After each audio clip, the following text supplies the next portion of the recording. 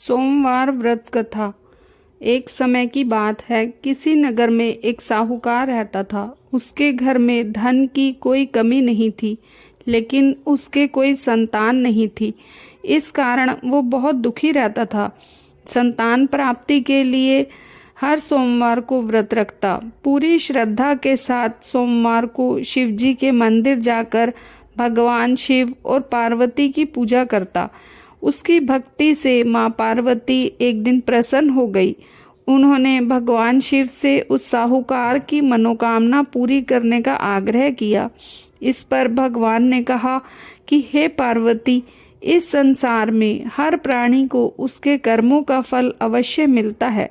जिसके भाग्य में जो लिखा हो वो उसे भोगना ही पड़ता है।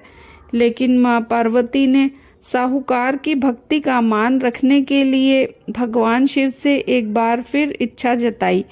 शिव जी ने माता पार्वती के आग्रह पर साहूकार को पुत्र प्राप्ति का वरदान तो दिया, साथ ही ये भी कहा कि उसके बालक की आयु केवल 12 वर्ष की होगी। साहूकार माता पार्वती और भगवान शिव की बातचीत को सुन रहा था। उसे भगवान की इस बात से ना तो खुशी थी और ना ही दुख। वह हमेशा की तरह शिव जी की पूजा करता रहा। कुछ समय बीत जाने के बाद साहूकार के घर एक पुत्र का जन्म हुआ। जब उस बालक की उम्र 11 वर्ष हुई तो उसे पढ़ाई के लिए काशी भेज दिया गया। साहूकार के पुत्र ने मामा को बहुत सारा धन देकर उसे काशी विद्या प्राप्ति के लिए ले जाने को कहा। साथ ही मार्ग में यज्ञ कराते हुए जाने का आश्वासन दिया। साथ ही यज्ञ स्थल पर ब्राह्मणों को भोजन कराने और दक्षिणा देने का भी कहा। दोनों मामा भांजे साहूकार के निर्देश अनुसार यज्ञ कराते और ब्राह्मणों को दान दक्षिणा देते काशी की ओर चल पड़े। रात में एक नगर पड़ा जहाँ किसी राजा की कन्या का विवाह हो रहा था, लेकिन जिस राजकुमार से उसका विवाह होने वाला था वो एक आंख से काना था। राजकुमार के पिता ने अपने पुत्र के काना होने की बात को छुपाने के लिए एक चाल सोची। साहूकार के पुत्र को देख उसने सोचा, क्यों ना इस लड़के को दूल्हा बनाकर राजकुमारी से इसका विवाह करा दूं।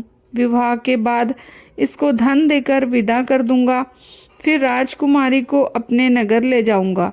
इसी तरह वह साहूकार के लड़के को दूल्हे के वस्त्र पहनाकर राजकुमारी से विवाह करा दिया। लेकिन साहूकार का पुत्र ईमानदार था, उसे ये बात अच्छी नहीं लगी। उसने मौका मिलते ही राजकुमारी की चुन्नी के पल्ले पर लिख दिया कि तुम्हारा विवाह तो मेरे साथ हुआ है, लेकिन जिस राजकुमार के साथ तुम्हें भेजा जाएगा वह एक आंख से काना है। मैं तो काशी पढ़ने जा रहा हूँ। जब राजकुमारी ने चुन्नी पर लिखी बातें पढ़ी तो उसने अपने माता पिता को ये बात बताई। फिर राजा ने अपनी पुत्री को विदा नहीं किया। बारात को वापस लौटा दिया गया। दूसरी ओर मामा के साथ साहूकार का पुत्र काशी पहुंचा। वहां जाकर उन्होंने यज्ञ किया। जब लड़के की आयु 12 साल की हुई उसी दिन यज्ञ रखा गया। लड़के ने इस दौरान अपने मामा से कहा कि मेरी तबीयत कुछ ठीक नहीं लग रही है। मामा ने उसे अंदर जाकर सो जाने को कहा। शिवजी के वरदान के अनुसार कुछ ही देर में उस बालक के प्राण निकल गए। भांजे को मृत देख उसके मामा ने विलाप शुरू कर दिया। संयोगवश उसी समय शिवजी और माता पार्वती उधर से गुजर रहे थे।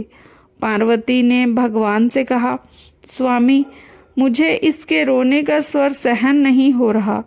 कृपया कर आप इस व्यक्ति के कष्ट को दूर करें। जब शिवजी उस मृत बालक के समीप गए तो बोले कि ये उसी साहूकार का पुत्र है जिसे मैंने 12 वर्ष की आयु का वरदान दिया था।